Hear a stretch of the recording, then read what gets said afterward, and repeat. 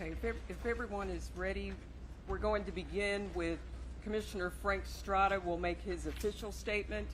The victim's family will have a statement. They will not take questions, and then the official media witnesses will speak, and you can ask questions of the official media witnesses. Commissioner Strada.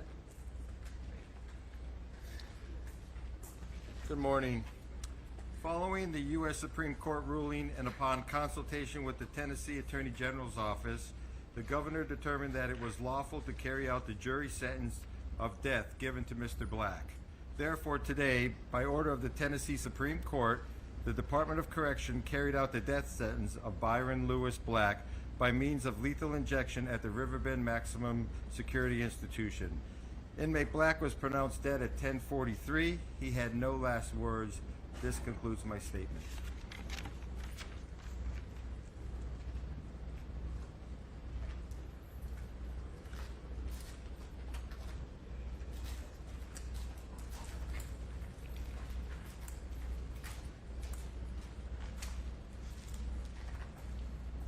Good morning. My name is Abigail Geyer. I'm with TDOC Victim Services, and I will be making a statement on behalf of the victim's family. The statement is from Lynette Bell. I thank God for this day, a day that was a long time coming. 37 years is too long, and it's not our fault. He got to take that up with the Master, the Redeemer. He brought this on himself. I am thankful and grateful to see this day, the load and burden that has been lifted off our hearts, not just me, but my family with me. I thank God for making this happen. His family is going through the same thing now that we went through 37 years ago. I can't say I'm sorry because we never got an apology. He never apologized, and he never admitted it, even on his dying bed, that he took it to his grave with him, and he knows he did it. And this is closure for my family. My sister and her 2 daughters can finally rest in peace. This statement is from Marie Amelia Bell. I thank the Lord for letting me be here to see this closure. I hope that we can be in peace from this day forward. Thank you.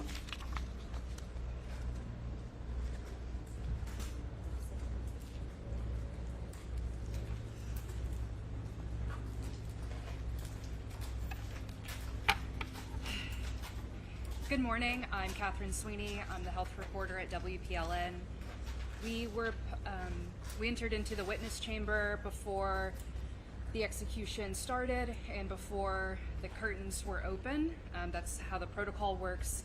While the curtains were still closed, at 10:31, the mic came on. They did a mic check.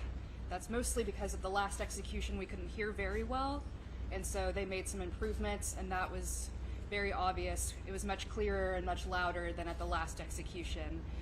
There was some static, and then we heard his spiritual advisor tell him to focus on his breath and comfort him. Again, that was at 10:31. The curtain opened shortly after at 10:31. There was a sheet over him, which is normal. It was pulled up significantly higher than it was on Oscar Franklin Smith. It was over his hands. He had no last statement. He was facing the witnesses in the other chamber. There are 2. So he was facing the one that had family in it. The attorneys and the rest of the press and I were in another one, and he was perpendicular to us. The clergy had her hand on his face and was comforting him. He began breathing loudly and sighing. At this point, if the protocol was followed correctly, the medication would be administered as this was happening through a line coming out of a channel in the wall. He began raising his head and looking around. At 10:33, he was sighing heavily. He told his advisor, "It's hurting so bad," and she said, "I'm so sorry." He was groaning in pain, saying, "whew," a lot.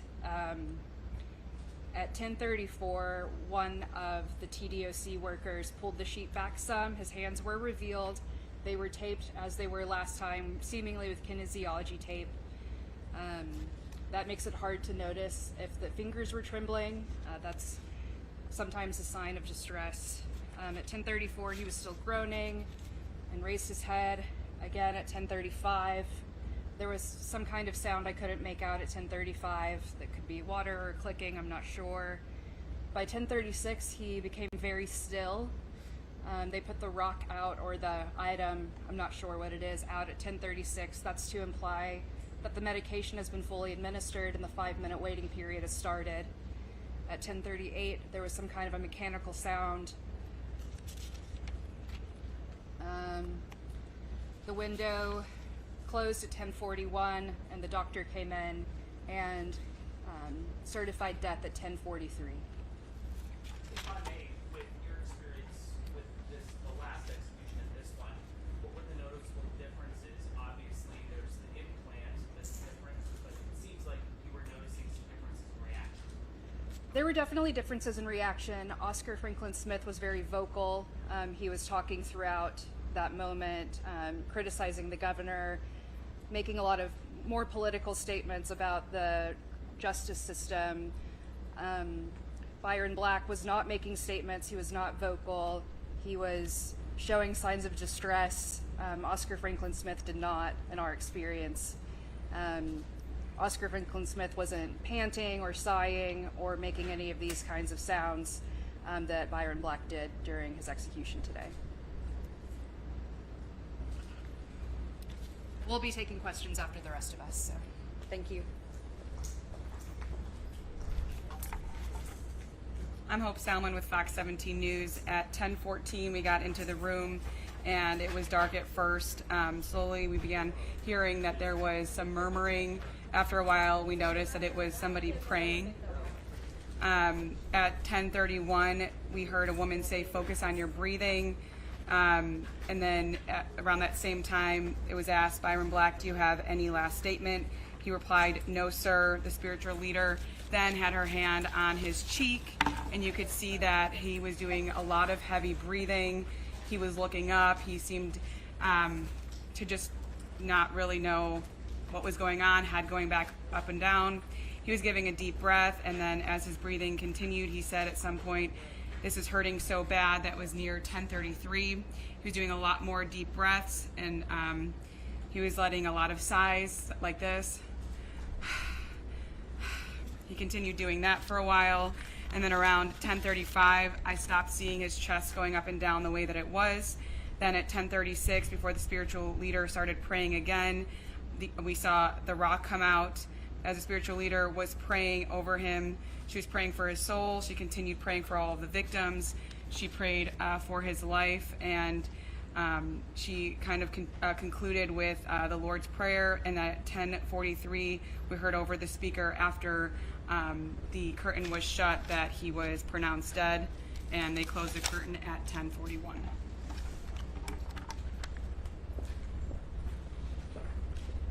Good morning, Tori Gessner, WKRN. My notes are very similar. We went back in the room about 10:14. When the curtains were closed and the room was dark, you could hear a lot of praying from the spiritual advisor, not much from Byron Black. At 10:31, the curtains opened and he was lying horizontally with a yellow robe, white sheet over him, strapped in to the gurney. The spiritual advisor was telling him, focus on your breath. As he was heavily breathing, multiple times he lifted up his head, kind of like, I don't know what he was doing, lifting up his head. But I have about 3 times where he did that.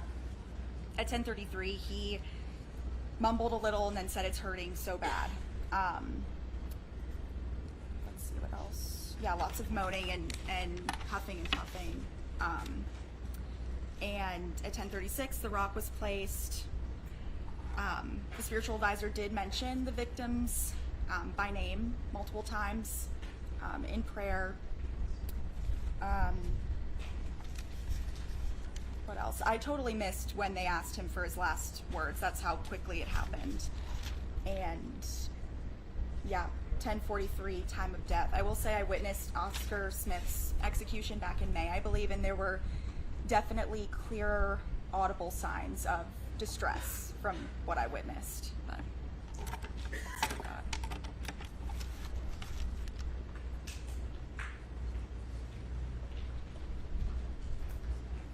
Hi, I'm Nikki Hauser. I'm with News Channel 5. A lot of what I'm going to say is the same, but I'm going to talk about the moments that really stood out to me. One of them was the last words. We were in that room for about 10 minutes, and about 30 seconds in, they asked for last words. He said, "No, sir." And they got the thing started. The spiritual advisor was with him the entire time.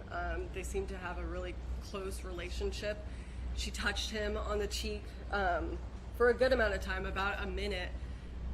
It was there while she said, "I'm going to lay my hands on you in the name of the Father, Son, Holy Spirit." He kept taking very deep breaths.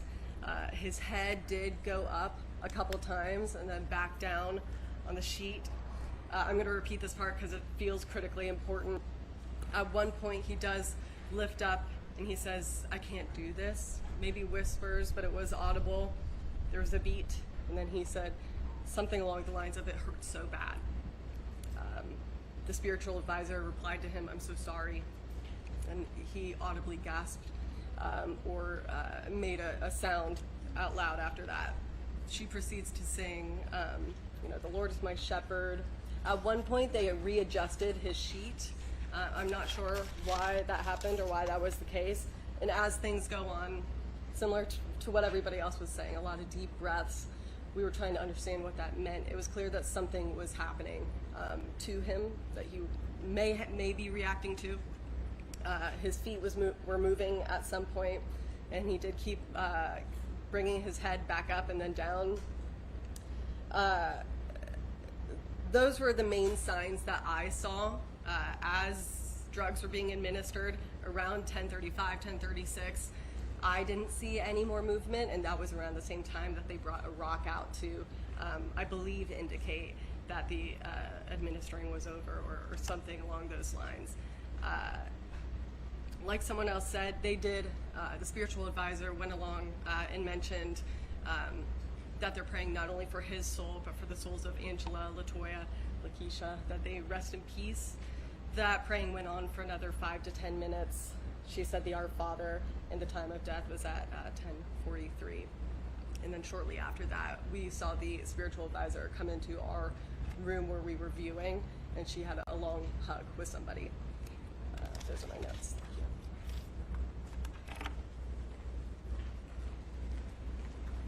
Hi, I'm Kelly Puente with the Tennessean. I don't have too much more to add, but I will say that Byron Black did appear to show visible signs of distress. He moaned at times, had deep breaths. At 10:33, he did murmur to his spiritual advisor something along the lines of, "This is hurting so bad," and she replied, "I'm sorry." She was trying to calm him, telling him to take deep breaths. At 10:34, he lifted his head up and appeared and moved back and forth. And around about 10:36, he did appear to lose signs of consciousness.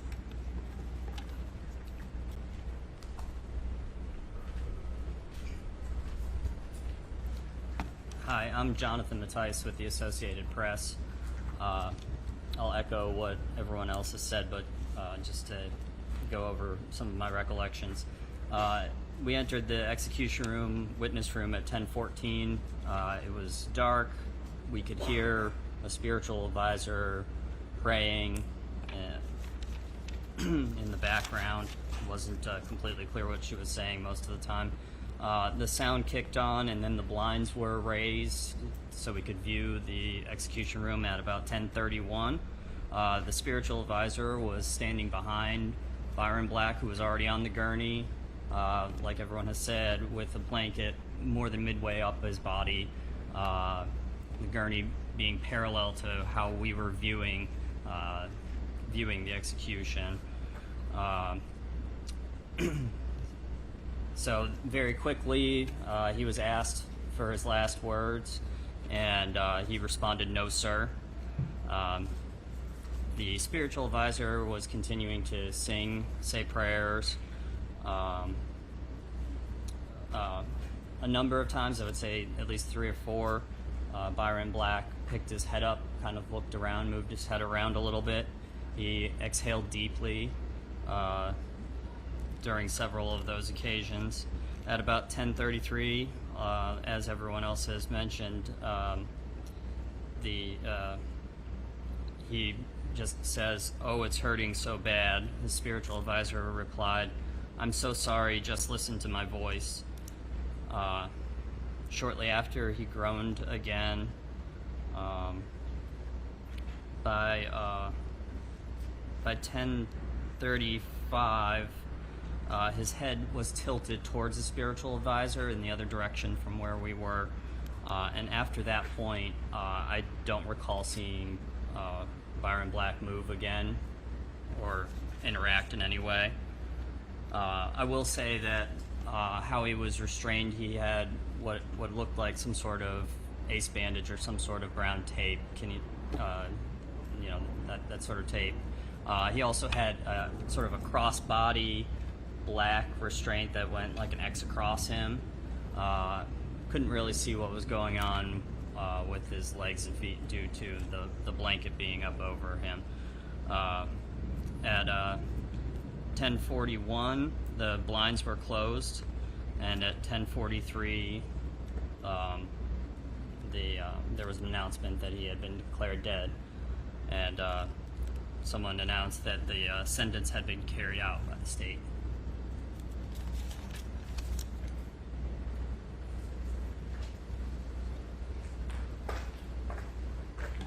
Steve Cavendish from the National Banner. I don't have any other details to add other than I just wanted to speak up and say that it was unanimous among all of us that we saw him in distress and we heard him in distress after the administration of the pentobarbital had begun. Several minutes afterwards, the quotes were, as everyone else has said, "Oh, this hurts so bad, and I'm so sorry." So there was a fair amount of difference between this and last execution. Thanks.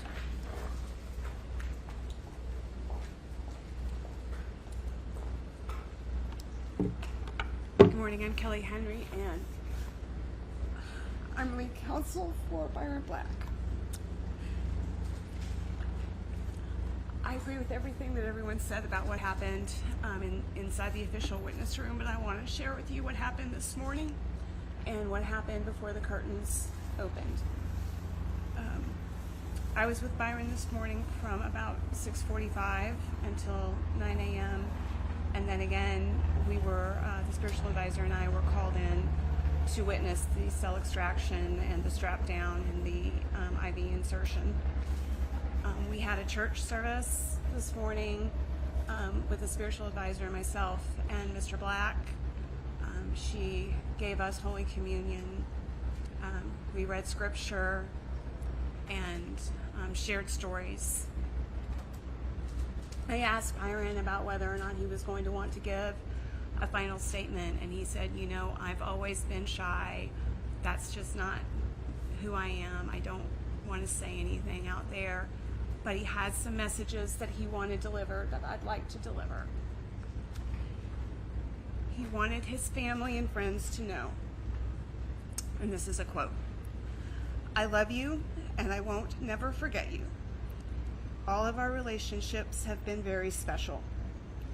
It was my pleasure in meeting everybody and the way we connected with each other. God bless you, and thank you."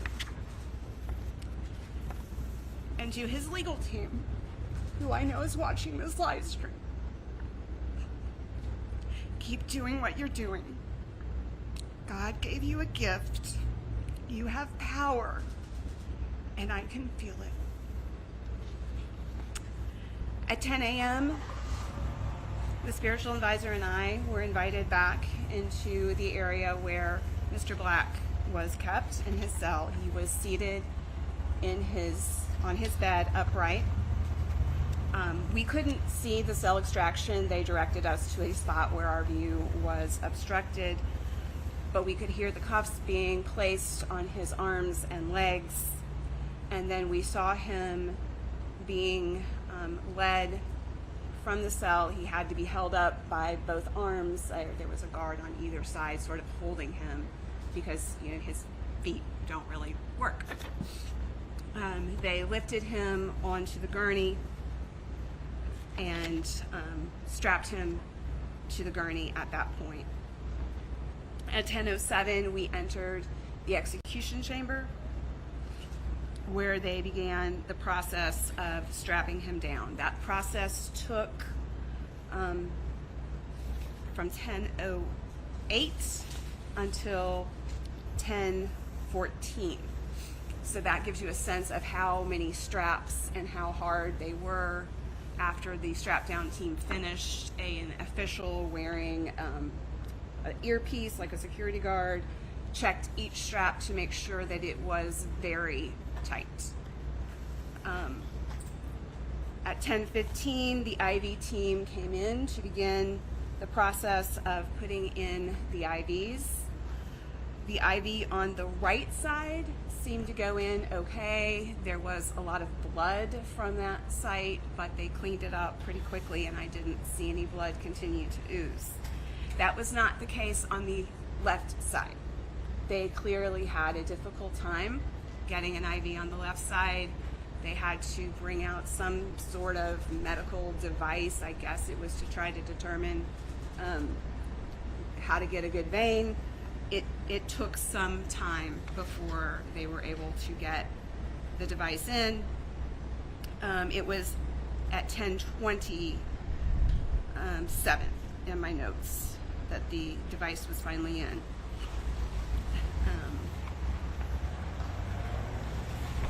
Sorry, and I apologize. It was 10:25 when they finished the second IV. And at some point when they were trying to hand the IV person on the left side, they started to hand her a blue syringe, and she asked for a pink one. I have no idea what that means, but I'm just letting you know. She gave some sort of signal by pointing her finger at 10:24, 10:25, she walked away. And at 10:26, another member of the team wrapped Mr. Black's hands.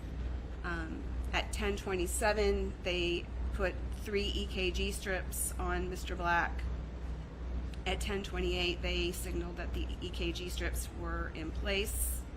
At 10:29 was when they put the sheet on Mr. Black. His spiritual advisor told him, "You're almost home." At 10:30, they started to tell us to leave the room. I heard the rest of what everyone else said. I heard him saying it hurt so much. I heard it hurt so much twice. I saw his stomach rising and falling. I heard sounds of difficulty breathing. I saw the rock at 10:36. At 10:38, I heard some noise that I thought sounded like breathing, but I just wrote in my notes, long breath sound. At 10:43, there was the notation that, or the announcement that he had been pronounced deceased. I would note that I'm told that in the past they've said no breath sounds, no heart sounds before declaring death. That was not said today. It was just that he was declared dead, and I have no idea if anyone looked at the EKG strips or where the EKG strip would be. It's not in the execution chamber. I was in that room. The strips for the EKG come out through the wall, and so whoever has the EKG tapes and is looking at the strips is not in the chamber. So if the doctor was in the chamber, he wasn't looking at the EKG strips when he declared death. We'll certainly be getting those EKG strips through subpoena, and there will be an autopsy. And I have a formal statement. What happened here was the result of pure, unbridled bloodlust and cowardice. It was the brutal and unchecked abuse of government power.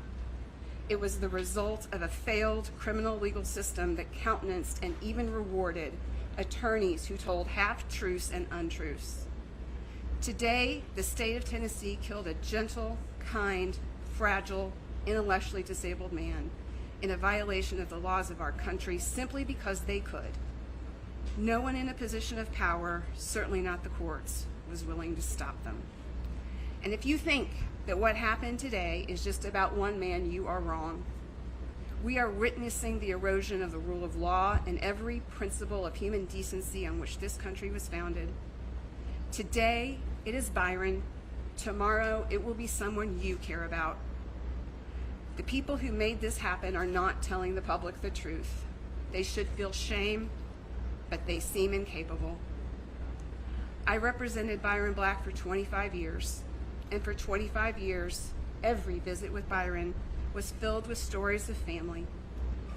He would fill me in on the milestones of his sisters, nieces, nephews, aunts, uncles, and cousins. He was so proud of them. Every year since 1965, Byron's huge extended family would come from all 50 states for family reunions. Each of the 37 years he was incarcerated, they would remember Byron at those reunions, and his sisters would fill them in on gatherings. Last night, Byron spoke of the family reunion that he would have with his ancestors in heaven. I asked him what he thought it would be like to see his mom. He said she will run to me and pull me in my arms and say, "Son, I've been waiting for you." Byron was a person who cared about other people. He was proud of the fact that he never missed a birthday. Each January, he would take out a makeshift calendar and write down everyone's birthday so that he could be sure and send them a card. His friends in Unit 2, who are hurting so badly today, would help him with his task. Last night, Byron spoke of the birthday cards and how people always appreciated them. "I touched so many people," he said. Then he said, "You have a birthday coming up. I'm sorry I won't be able to send you a card, but I'll be thinking about you." He expressed gratitude to his legal team, all of his supporters, and to the prison staff who had been so very kind to him while he was on death watch. Byron left this world with words of grace, mercy, and love. I wish I could share these sentiments. I do not. The state of Tennessee heartlessly and intentionally traumatized a second family today, a family that matters, a family that is devastated. May God have mercy on their souls. I know he has mercy for Byron. If you guys want to take any questions, if you come to the podium as a group, do you guys want to ask the media any questions first? Okay. Jonathan, I wonder if we could talk to you. You have witnessed several of these executions, different kinds of drugs, different times, different methods. What particularly stood out to you in this one more than any other? Sure. So I witnessed an execution in 2018 that was Billy Ray Irick, and that was a 3-drug series. This is a single dose of pentobarbital. So just based on that, the procedures were different. With the 3-drug series that I witnessed, there was one, each of them had a different purpose basically, and there was sort of a consciousness check at one point where they yelled out "Billy, Billy" to see if he would react to it. I think they tried to like touch the back or touch his eyelashes to see if he would react, those sort of things.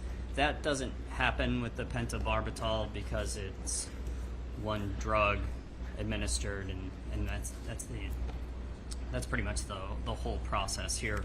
I will say that the spiritual advisor is new to me. I did not witness Oscar Smith's execution. I understand that there was a spiritual advisor there too, but that was new to see that person in the execution chamber as well.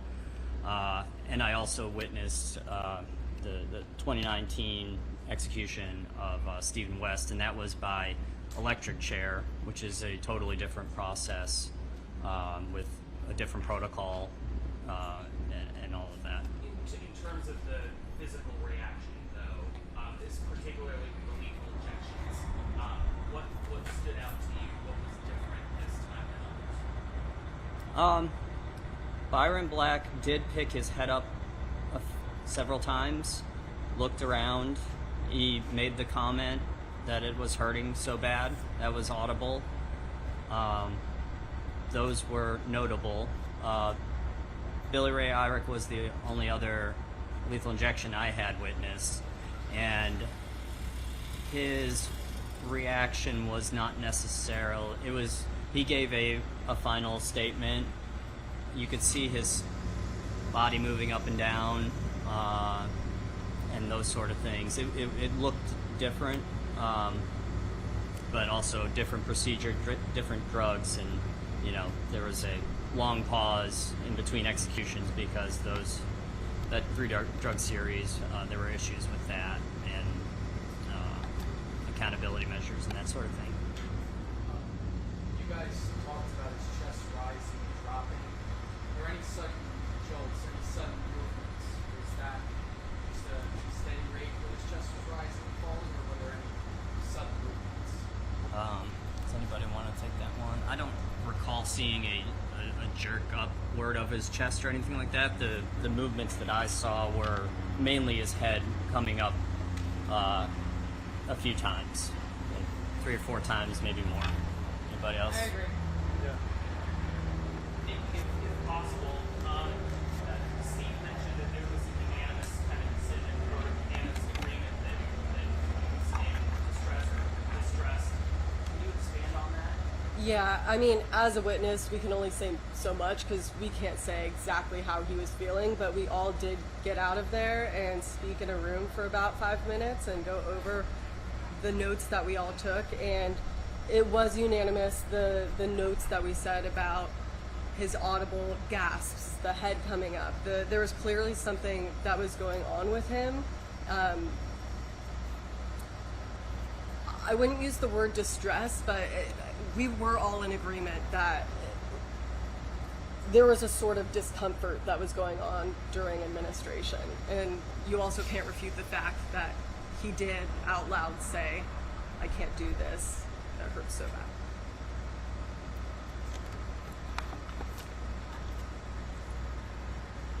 Kelly, would it be possible to ask you a question as well? Are you finished? Well, I don't know.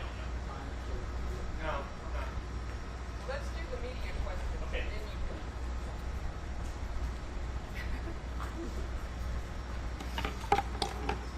George, surrounding this execution, there's been a lot of controversy, the main one being the pacemaker. And that's been along the line of questioning whether we were able to tell if he was suffering or not. Can you attest to any potential suffering on the part of the execution? Not really, other than what he was saying. I didn't see any physical jolts or movements or anything that was like uncontrollable besides his head, but I think it seemed like he was doing that purposefully. But yeah, just the huffing and puffing. At one point he was like, whoo, like, it was audible, but. I'd like to talk a little bit about the implant. It was both a pacemaker and a defibrillator. During the medical witness testimony a few weeks ago, we heard that it won't be cartoonish like in the movies where they say clear and do the bump. So I wouldn't have anticipated a jolt if it was activated and it did harm him. The other piece of that too is that the straps across his chest were so heavy and so tight. We really witnessed more breathing kind of from his belly than we did from his chest. It was very hard to see any movement from his chest. His arms were strapped and his hands were taped out so much, so you couldn't. It would be extraordinary if somebody came up out of that position. We couldn't really expect that, so we were really just sort of relying on his comment. Would you like to say anything about that? I just agree with what everyone's saying. I mean, you can't speak on behalf of what the person's going through because you don't know what's going on in their mind, but the way that he was strapped down and the way that there seemed to be a gloss over on what I could see in his face, if someone were to be in pain, like he had said himself that he was in, I would imagine that they would be trying to lift their heads and maybe get more comfortable if they were uncomfortable, for sure.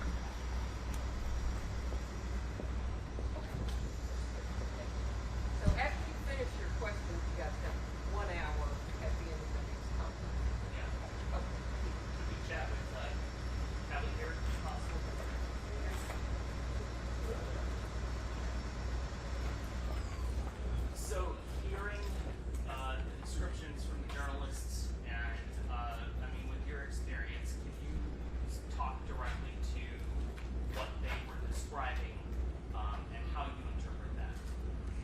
Sure, I interpret that my client was tortured today, right?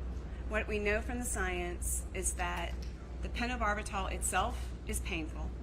It's incredibly alkaline. It destroys the lining of the stomach, or of the lungs very, very quickly. And so then you have the pulmonary edema, that's the breathing and stuff that you're seeing. The pain that he said he was experiencing could be from the pentobarbital, it could have been from the defibrillator, that we're not going to know.